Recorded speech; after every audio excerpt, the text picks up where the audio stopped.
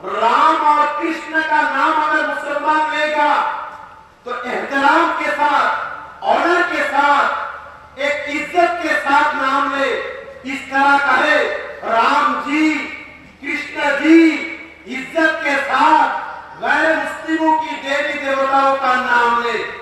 ये हमारा इस्लाम है, ये हमारा इस्लाम की आइडियोलॉजी है, ये हमारी तालीम है, ये हमारा सबक है, ये हमारा अखलाक है, ये हमारी। একটি পশু কুরবানি এবং স্যাক্রিফাইসের মাধ্যমে প্রত্যেকটা মানুষ তার নিজের অন্তরে যত অসৎ চিন্তাধারা এবং দৃষ্টিভঙ্গি আছে এই সবগুলিকে স্যাক্রিফাইস এবং বিসর্জন করাই হলো আজকের এই উৎসবের মূল উদ্দেশ্য।